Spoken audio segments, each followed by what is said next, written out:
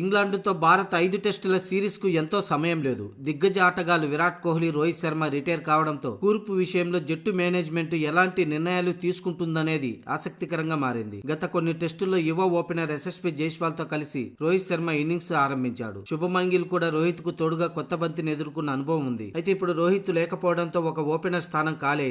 శుభమన్ కు కెప్టెన్సీ బాధ్యతలు ఇవ్వడంతో అతడు యశస్వితో ఓపెనింగ్ కు దిగుతాడా లేదా మరో ఆటగాన్ని ఆ స్థానంలో పంపుతాడా అనేది ఆసక్తికరంగా మారింది. గుజరాత్ టైటన్స్ తరపున సత్తా చాటి తొలిసారి భారత జట్టులోకి వచ్చిన సాయి సుదర్శన్ ఓపెనింగ్ లో టీం మేనేజ్మెంట్ కు మంచి ప్రత్యామ్నాయంగా కనిపిస్తున్నాడు. టెక్నిక్, ఓపిక విషయంలో Sai Sudarshan the best option అని ఆస్ట్రేలియా మాజీ కెప్టెన్ రికీ పాంటింగ్ సైతం సుదర్శన్ యశస్వితో పాటు కొత్త బంతిని ఎదుర్కొనేందుకు పంపాలని సలహా ఇచ్చాడు. ఇక నెంబర్ 3 లో అనుభవజ్ఞుడైన కేఎల్ రాహుల్ లేదా కరుణ్ నాయర్ లను బరిలోకి దించే అవకాశం ఉంది. కోహ్లీ ఖాళీ చేసిన 4వ స్థానం శుభమన్ గిల్ వస్తే కూర్పు సమతూకంగా ఉంటుంది. యశస్వి, సాయి సుదర్శన్ ఇద్దరు ఓపెనర్ గా బరిలోకి దిగి 3వ స్థానంలో కేఎల్ రాహుల్, 4వ స్థానంలో శుభమన్ గిల్, 5వ స్థానంలో కరుణ్ నాయర్ బ్యాటింగ్ ఆర్డర్ లో ఉంటే 6వ స్థానంలో పంత్ చక్కగా బ్యాటింగ్ ఆర్డర్ ఉంటుందని మాజీలతో పాటు విశ్లేషకులు సైతం భావిస్తున్నారు. ఇక 7వ స్థానంలో రవీంద్ర జడేజా లాంటి స్పెషలిస్ట్ ఉండడంతో జట్టు బ్యాటింగ్ లోతు కూడా మరింతగా పెరిగే అవకాశం ఉంది. ఇక మరో ఫాస్ట్ ఆల్రౌండర్ విషయంలో శార్దుల్ ఠాగూర్ ను బరిలోకి దింపే అవకాశాలు ఉన్నాయి. ఇక ఫాస్ట్ బౌలింగ్ విభాగంలో మహమ్మద్ సిరాజ్, ప్రసిద్ధి కృష్ణ,